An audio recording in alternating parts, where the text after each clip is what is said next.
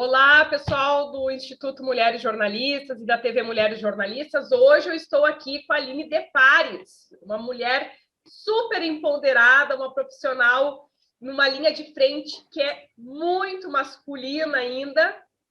Aline, por favor, nos conte, porque a Aline saiu na Forbes, né? É muito emocionante termos uma mulher brasileira aí na Forbes, vinda do interior do Rio Grande do Sul, do campo, vamos dizer assim.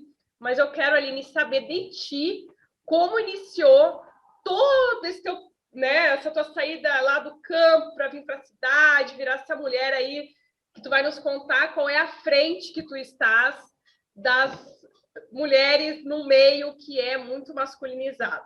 Olá, Instituto, olá, mulheres do Instituto, na verdade, olá, Letícia, obrigada pelo convite, grande honra falar para mulheres e, sobretudo, mulheres que também querem empreender ou que estão empreendendo. Eu acredito muito no empreendedorismo e acredito que nós conseguimos transformar vidas, seja no intraempreendedorismo ou no empreendedorismo. Mas sim, Letícia, como foi essa trajetória, né? Saída de um município de menos de 4 mil habitantes para uma capital. Eu costumo dizer que sim, foi um grande desafio, mas desde a minha infância, desde que eu me reconheço por gente, o meu pai sempre me dizia: Aline, quero para você uma vida que seja um tanto quanto diferente da minha. Meu pai é agricultor, de origem italiana e que teve muitas dificuldades para estudar, né, para se manter aqui num país onde a origem dos pais dele eram italianas, com outro idioma, então ele lá na infância dele não conseguiu frequentar a escola e aprender como todas as demais crianças nascidas aqui. E aí ele sempre falava: vocês, né, eu e meu irmão, vocês precisam estudar para que vocês possam ter uma vida diferente da minha. Então eu sempre tive esse impulso, essa motivação, né, do meu pai, sobretudo, claro, sem dúvida da minha mãe, mas ele tinha isso muito marcado. Foi um grande desafio, né? Sair de uma cidade de 3 mil habitantes para vir para uma capital, sair do agro, totalmente agro, numa pequena propriedade, não era uma grande fazenda, no norte do estado do Rio Grande do Sul, então aqui uma pequena propriedade, Qual e era do a nada cidade? cair numa... Viadutos é o nome da cidade, é uma cidade que fica próximo da cidade, de uma cidade maior, que é Erechim, Passo Fundo, mas é uma cidade muito pequena, né? E, claro, eu me lembro como se fosse hoje, eu conto, né, com uma maneira de brincar. Até o dia que eu cheguei em Porto Alegre pela primeira vez, eu achei que eu não ia sair da rodoviária. Eu olhei para aquilo tudo e pensei: se eu sair daqui, tá tudo superado, né? E realmente, porque imaginando uma cidade com 4 mil habitantes, onde todos se conhecem, você chegar numa capital onde talvez o número de ônibus que eu vi durante uma hora tinha sido o mesmo número que eu tinha visto durante toda a minha vida até aquele momento, né? E isso sim foi, eu diria que um choque cultural, mas foi um start. E como eu tinha, desde a minha infância, desde que eu me recordo dos meus pais, esse incentivo, essa motivação, eu acho que foi um combustível, né, para que eu seguisse em frente, e como eu brinco, para que eu saísse da rodoviária e fosse aí, então, efetivamente, encarar e enfrentar Porto Alegre, conhecer tudo que me trouxe até aqui. Tu teve o incentivo de sair lá da tua cidade do interior, né? Que ali Erechim, para quem não sabe, já é uma cidade muito bem desenvolvida. Tem aí a questão do plantio, enfim. O que eles plantam lá em Erechim? Tem muita Ainda soja, plantam não tem? soja, milho, são pequenas propriedades, não são grandes fazendas, mas são pequenas propriedades. E sim, a cidade de Erechim é bem desenvolvida. Isso, então assim, a Aline está perto dessa cidade. E o que faz tu sair de lá? O que te dá o start? Eu vou lá enfrentar a rodoviária de Porto Alegre, né? Que não é tanto assim, né? Vamos falar bem a verdade, a rodoviária de São Paulo é muito pior, né? Exato, exato. Hoje já não é mais, como eu disse, né? Mas naquela época era um desafio, né? Mas assim, o que me fez sair efetivamente foi o fato de buscar uma universidade que fosse pública, né? Porque de verdade em Erechim haviam universidades apenas particulares. Eu vim de uma formação até aquele momento, né, do ensino médio, de colégios públicos, e eu precisava me manter em uma universidade que fosse também pública e que não me gerasse, né, a mensalidade. Então foi nesse intuito, E naquela oportunidade eu tinha algumas possibilidades, né? Santa Maria, Rio Grande, enfim. E aí eu acabei escolhendo Porto Alegre, tá? E Porto Alegre foi a capital escolhida aí para a cidade, né? E consequentemente a capital escolhida para que eu pudesse cursar então a universidade. Hoje a gente vê, assim, com a tua história, né, Aline, meninas que vão ver tu falando aqui, enfim, mas que não tem essa condição de sair lá do interior para ir para a capital, porque é muito romântico e poético. Tu fala assim, eu enfrentei uma rodoviária, porque isso é o de menos, né? Enfrentar a rodoviária lá. Sem tu dúvida, vai ter que enfrentar um aluguel, quem sabe, tu vai ter que enfrentar toda uma situação de comer todo dia, tu vai...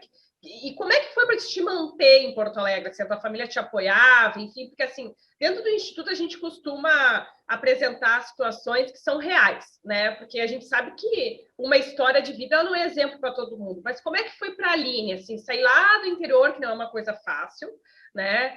E que não é simples, assim, eu vou sair, eu vou desbravar o mundo, tu tem que deixar a tua casa, os teus pais, a tua família, ir para a cidade, né, que é grande para ti, mas aí tu chega lá, tu tem que pagar um aluguel, tem que pagar tua comida, uma roupa, um tênis para ir para a faculdade.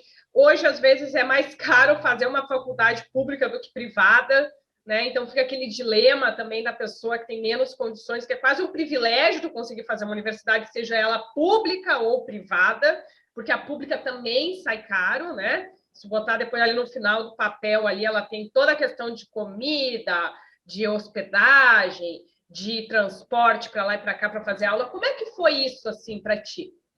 Bom, a experiência da saída da rodoviária foi superada no vestibular, né? Porque foi neste momento em que eu cheguei aqui e pensei, ok, não vou vir porque eu não sei se eu vou sair daqui, vou ficar aqui até o ônibus de volta, né? Que era no final do vestibular. Mas sim, foi um grande desafio no momento em que muitas vezes a gente pensa assim, passei no vestibular, tá tudo resolvido.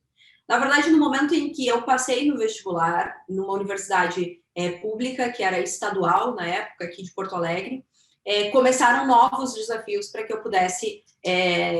Um leão por dia, como a gente costuma dizer. Então, para que eu pudesse superar esses desafios aí e resolvê-los diante do cenário que eu tinha. E a partir daí começou, então, ok, passei no vestibular. Como que eu vou para Porto Alegre para me mudar? Eu me recordo que a minha mãe separou uma série de tralhas, assim. Então, ok, uma xícara, um prato, um copo, dois, né? Algumas coisas assim. E eu vim para cá, como eu tinha feito magistério na minha cidade de origem, eu vim para cá para trabalhar numa creche. Então, no momento em que eu vim para o vestibular, o pessoal da minha cidade, da Secretaria de Educação de lá, enfim, eles se comunicaram com o pessoal daqui e disseram, olha, tem uma menina que terminou o magistério e que pode trabalhar aí com vocês, se for de interesse. E aí, claro, fiz todo um trabalho, eu me recordo, assim, que teve uma pessoa muito gentil da minha cidade que assinou de fiador. Ou seja, imaginem vocês, uma menina de 17 anos passando no vestibular, eu tinha 17, e aí precisava de um fiador para conseguir fazer o aluguel. Não tinha um grande conhecimento sobre cláusulas de contrato, mas mesmo assim, algumas pessoas muito gentis, né, da minha cidade de origem, me apoiaram, assinaram de fiador, né? Então, assim, eu digo que essa história foi uma construção e que também, obviamente, não é só minha, mas, claro, eu tinha que comer. Quando eu vim para cá, eu me recordo que eu marquei ônibus e tudo mais, e o pessoal disse assim, olha, você chega na rodoviária e tem um lugar que você guarda volumes. E eu pensei, uau, tá resolvido a minha vida.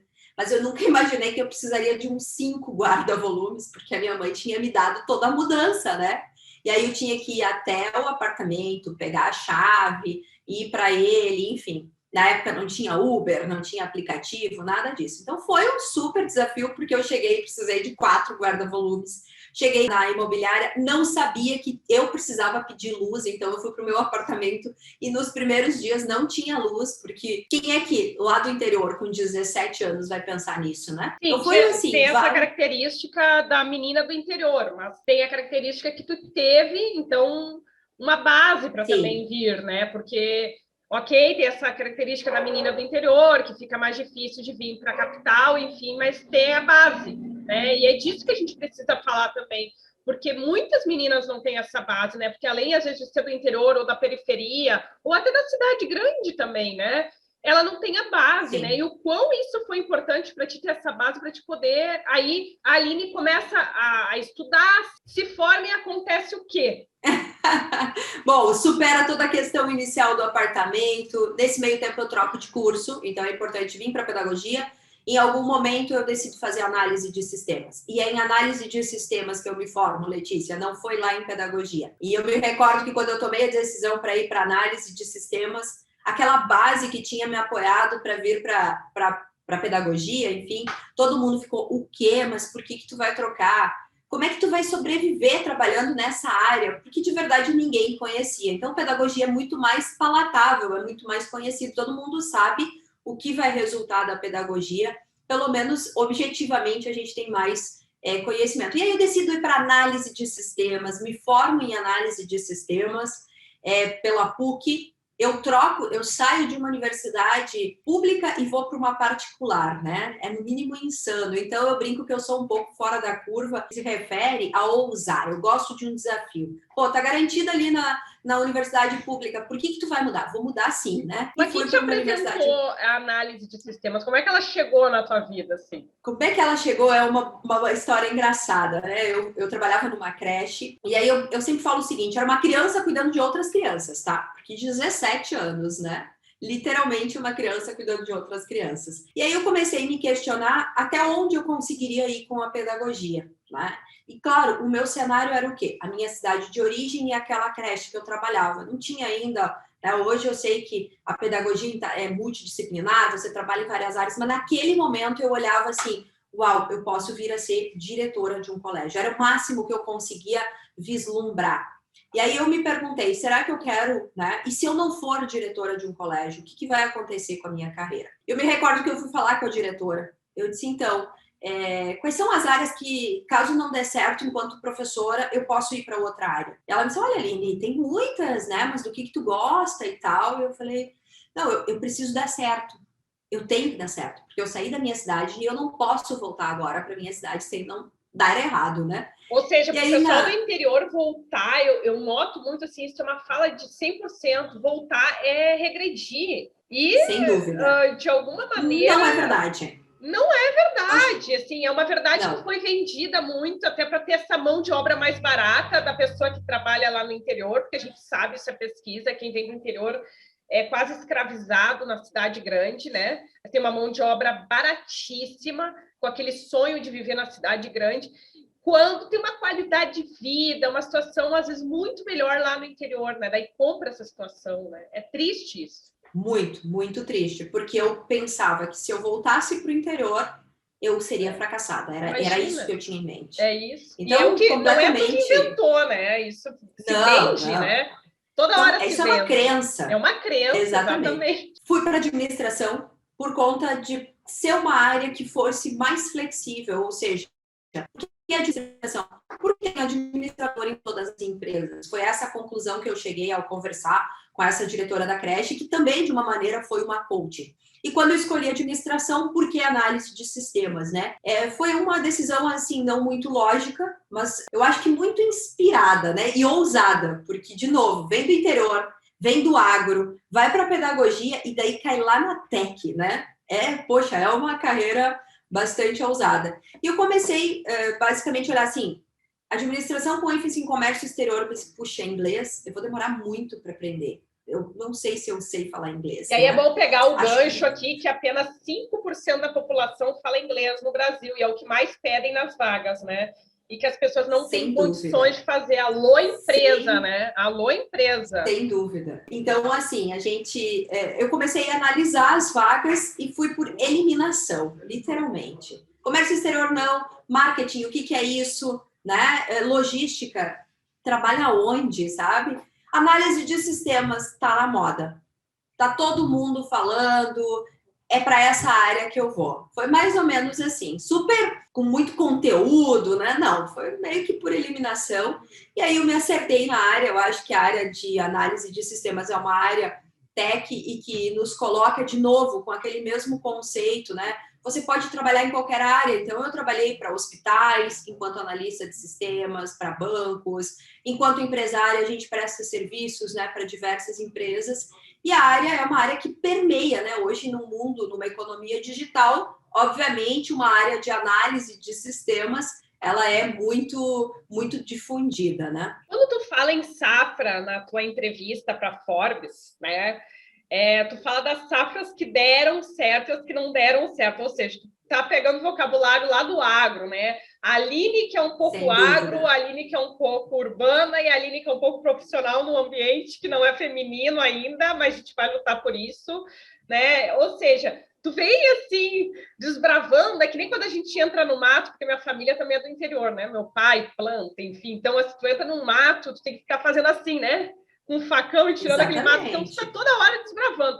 Qual é a safra que a Aline perdeu, digamos assim, né? No vocabulário agro, que a seca chegou e matou, e qual é a safra que deu super certo assim nesse teu meio, né? Porque daí tu faz análise de sistemas, de repente tu já tenta aí montar uma empresa, essa tua inquietude, como tu mesmo fala na Forbes lá. Como é que é esse teu caminho aí? Conta um pouco. Legal. Realmente, eu faço questão de trazer que, sim, tive safras boas, maravilhosas, mas eu tive uma safra e eu costumo dizer que o fracasso nos deixa mais maduras, nos deixa mais empoderadas, né? E eu falo que eu fracassei a 300 quilômetros por hora. E não é um fracasso no sentido de perda, não é um fracasso no sentido, ok, eu quebrei uma empresa, né, por ineficiência. Eu, enfim, sempre busquei, tive essa inquietude, como você bem mencionou. Iniciei a Maven, que é uma empresa hoje que faz entrega de conteúdo digital, né? Então atendemos diversos publishers, como Folha de São Paulo, Grupo RBS, diversos ao redor do Brasil, fazendo sistemas para a entrega de conteúdo. Né? Essa foi uma safra super favorável. Quando a safra da Maven, né, o processo de produção da Maven já estava bem estável, eu precisava de um novo desafio, de uma nova aí, safra para desempenhar. Né? E aí eu fui atrás de uma solução que se utilizava da tecnologia de blockchain. Só que no Brasil, a tecnologia de blockchain é uma tecnologia que até hoje ela não foi muito difundida, né? E que a gente ainda se depara com perguntas, mas qual é a moeda que você tem? Eu digo, gente, não, eu desenvolvi uma plataforma de identidade digital. E no princípio dessa plantação, né, ela parecia que estava assim, que ia ser uma plantação que teria resultados muito favoráveis. Plantamos, fiz o MVP, apresentei para o investidor do Crypto Valley na Suíça, fomos aceitos com apenas um MVP, recebemos praticamente 2 milhões, 1 milhão e 700 de investimento, tá? E aí, do nada, passados 1 ano e meio, porque o conceito de investidor é entra rápido, sai rápido, com uma empresa, com um time, com um software saindo do forno, percebemos que no Brasil essa tecnologia ainda não estaria sendo aceita pelo público. Basicamente, cheguei muito cedo na festa e o investidor pede para encerrar as operações aqui no Brasil. Isso foi um dos principais desafios da minha carreira no que se refere a encerrar essa operação. Não encerrar a empresa enquanto CNPJ, enquanto números, mas encerrar a operação com diversos profissionais que estavam a bordo comigo, que dividiam essa jornada, esse sonho. Então, do dia para a noite, o investidor me traz esse desafio, e esse foi um dos principais desafios que eu encarei aí nessa carreira. O fracasso por si só, eu acho que todos nós, mais dia menos dia, a gente vai se deparar com ele. Mas muitas vezes, o nosso fracasso, ele acaba também impactando outras vidas. E aí eu precisei aí buscar, né, a armadura da Mulher Maravilha, do Homem de Ferro, não sei aí, porque a gente tinha um papel aqui, né, a pedido do investidor, que era o encerramento das operações. Isso realmente foi um desafio que eu me deparei. Esta foi uma safra que eu diria que não foi perdida, porque a solução ela é utilizada hoje em 2 estados da Suíça. Né? E teve, sem dúvida, além da solução estar sendo usada lá, né, porque a empresa lá permaneceu, a operação a Brasil é que acabou, eu tive esse aprendizado enquanto empreendedor. Que muitas vezes um início muito promissor não é sinônimo, né, de um resultado no final da safra. E a gente nem sabe se vai ter um final de safra, né? Porque muitas vezes as empresas perduram aí por gerações e gerações. Mas este sim foi uma safra aí que não deu certo. E a partir daí eu iniciei mais uma nova plantação, né? Que é a Privacy Tools, que então é a minha terceira empresa, ou quarta empresa, na verdade, já que do meio aí teve esse problema. A primeira no que se refere a agro, então uma pequena produção, mas eu continuo mantendo junto com meu pai, né? A gente cuida lá da plantação, não chega a ser uma empresa, é basicamente uma operação familiar. A segunda Maven, a terceira Truber, né? Que aí foi a que eu tive aí esse grande desafio e fracassei, como eu digo, a 300 por hora, depois de conseguir uma série de ter uma série de conquistas. E agora a Privacy Tools, que também já inicia uma jornada com o investidor num mercado que demanda, que é esse novo mercado aí da proteção e privacidade de dados. E eu queria que tu deixasse para terminar a nossa conversa aqui, como é que tu traz essa Aline que saiu do interior, estado do Rio Grande do Sul, onde tem uma safra, aonde tem perdas, ganhos, né? Enfim, para dentro de uma situação que é extremamente masculinizada ainda. O que tu falaria para uma menina que hoje, seja ela saindo da periferia, do interior do estado, sem condições, né, para se manter, mas que tem um sonho e está dentro do ambiente masculinizado, para dar esse conselho, né, através das tuas experiências como mulher e uma menina tão nova ainda que desbravou um ambiente tão masculino? Excelente, Letícia. Acho que eu inicio dizendo que todas as vezes que alguém disse Aline, e muitas vezes eu ouvi isso não é para ti. Eu, na infância, dizia, quando eu crescer, eu vou andar de avião. Eu me recordo das pessoas se virando para mim e dizendo, não, Aline, isso não é para ti.